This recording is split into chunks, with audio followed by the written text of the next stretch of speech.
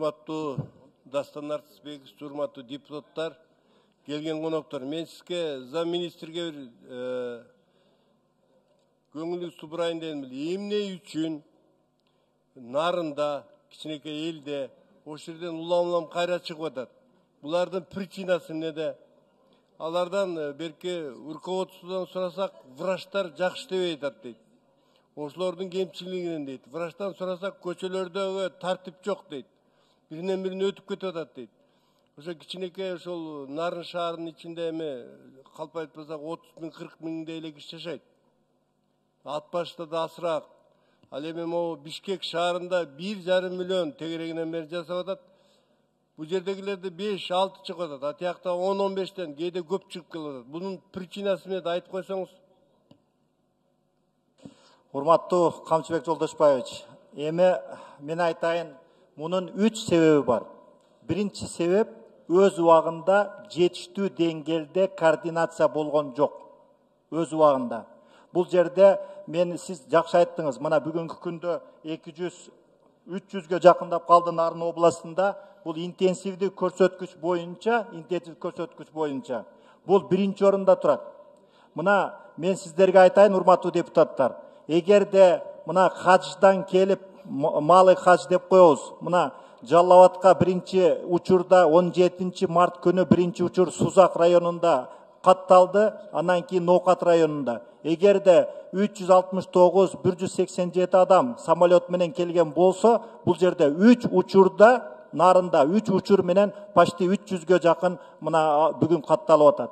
Экинчи себеби бул жерде контактнилерди өз убагында изолировать этип туруп, өз убагында ошол жерде ыкчам оперативный иштер жүргүзүлгөн эмес. Үчүнчү себеби бул жерде сиз айтып атасыз, мына медициналык кызматкерлер тигиндей мындай деп. Эми бул жерде кичине айтсам, эми бул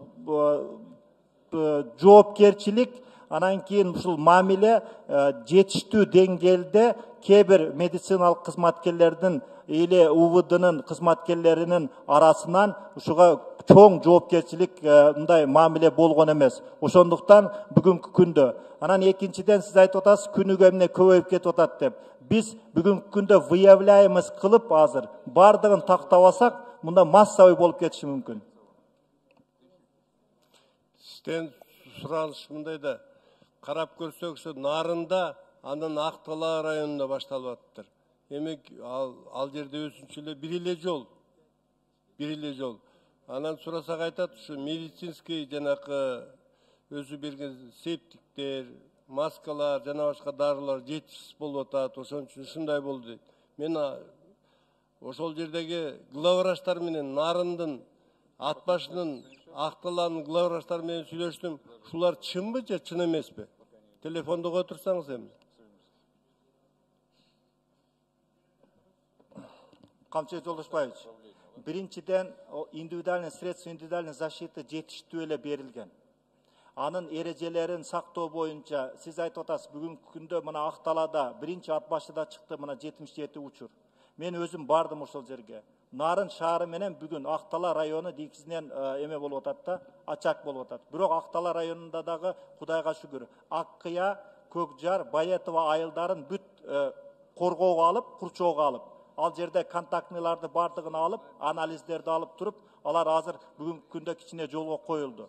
Нарын шаарында областтык оорукана, төрөт үйү, анан кийин УВДнын, ошол ичинде жаткан УВДнын кызматкерлеринен көп учур такталды да. Анан кийин сиз айткандай дары-дармек боюнча, коргоо каражаттары боюнча биринчи кезекте бул жерден биз бүт гуманитардык жардамды бардыгын жеткизип бердик. Бүгүнкү күндө ал жетиштүү. Ошол жерге барган 11 гайы барды да, ошо гайынын старшин мен баласын тааныйм. Сурадым, кандай экен десем, бул жерде администрация дейт.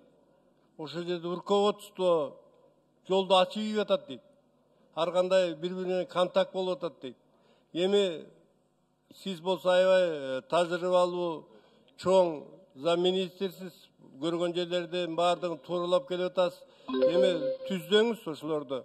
Себеби жанакы кимиси ошибка болсо мага жазып бериңиз. Аларга административный чара көрөбүз. Макул. 10 sekund.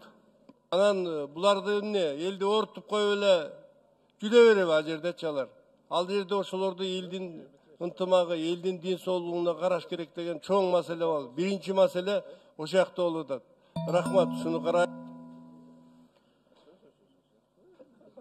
Даслар Спеш, тийиштүү иликтөө жүрүп атат. Бүгүнкү күндө анын жыйынтыгы бары чыккандан кийин сиз айткандай бул жерде тийиштүү жетекчилер ким ошол убакытты өз убагында чара көрбөдү, алар боюнча чаралар көрүлөт деп эсептейм.